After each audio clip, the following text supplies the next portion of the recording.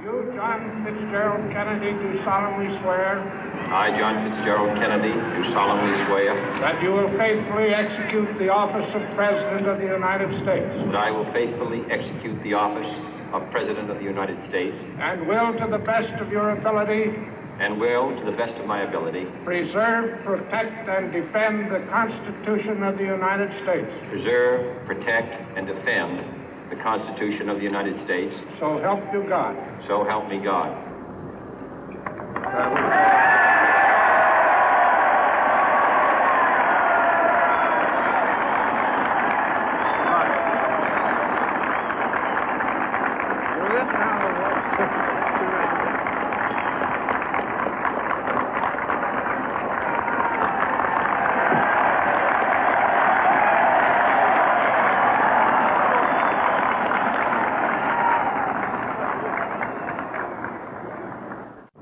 Vice President Johnson, Mr. Speaker, Mr. Chief Justice, President Eisenhower, Vice President Nixon, President Truman, Reverend clergy, fellow citizens. We observe today not a victory of party, but a celebration of freedom, symbolizing an end as well as a beginning, signifying renewal as well as change.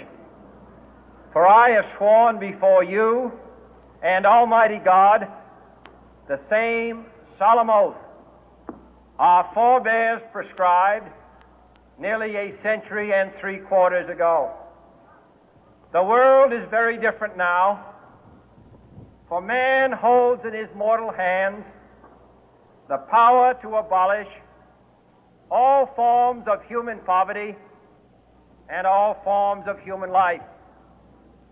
And yet the same revolutionary beliefs for which our forebears fought are still at issue around the globe. The belief that the rights of man come not from the generosity of the state, but from the hand of God. We dare not forget today that we are the heirs of that first revolution.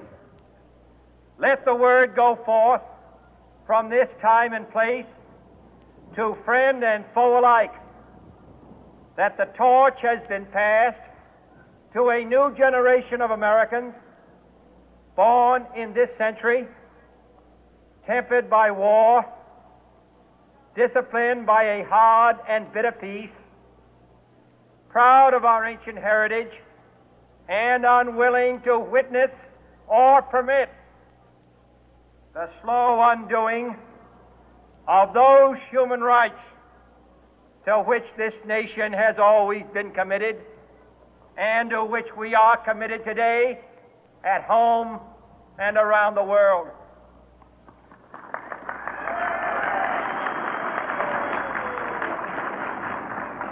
Let every nation know, whether it wishes us well or ill, that we shall pay any price, bear any burden, meet any hardship, support any friend, oppose any foe to assure the survival and the success of liberty.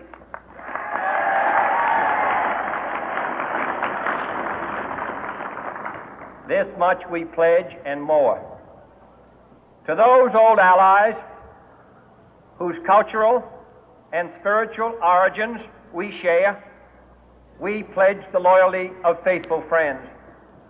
United, there is little we cannot do in a host of cooperative ventures.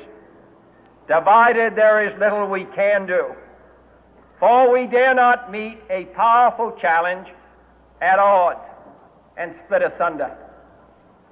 To those new states whom we welcome to the ranks of the free, we pledge our word that one form of colonial control shall not have passed away, merely to be replaced by a far more iron tyranny. We shall not always expect to find them supporting our view, but we shall always hope to find them strongly supporting their own freedom, and to remember that in the past, those who foolishly sought power by riding the back of the tiger ended up inside.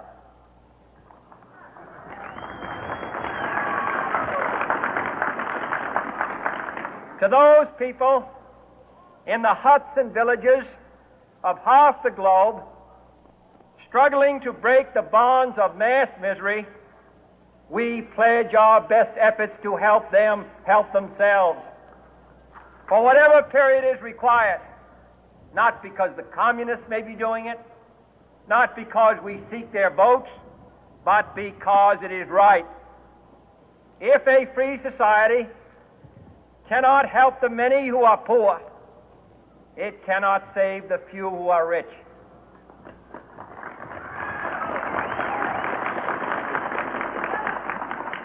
To our sister republics south of our border, we offer a special pledge to convert our good words into good deeds, in a new alliance for progress, to assist free men and free governments in casting off the chains of poverty. But this peaceful revolution of hope cannot become the prey of hostile powers. Let all our neighbors know that we shall join with them to oppose aggression or subversion anywhere in the Americas. And let every other power know that this hemisphere intends to remain the master of its own house.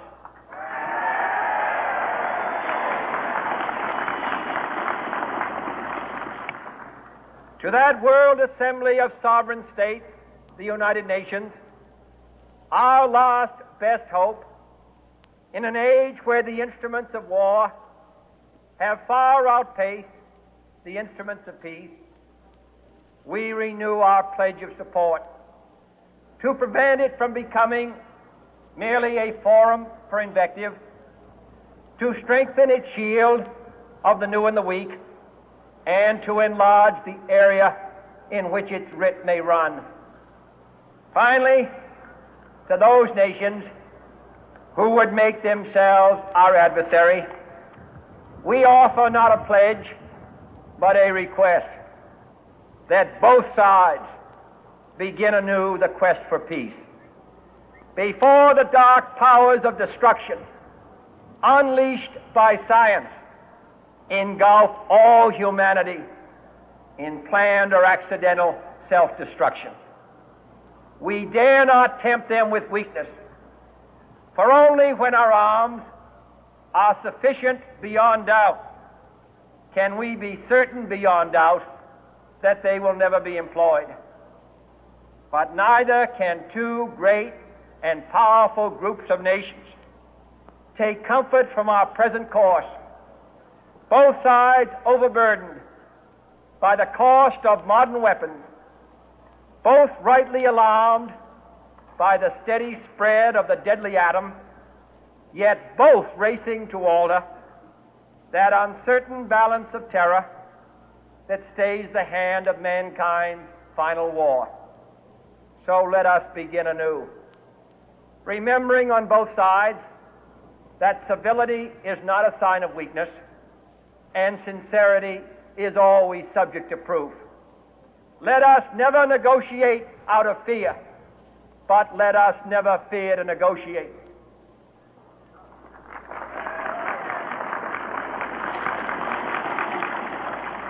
Let both sides explore what problems unite us, instead of belaboring those problems which divide us. Let both sides, for the first time, formulate serious and precise proposals for the inspection and control of arms, and bring the absolute power to destroy other nations under the absolute control of all nations.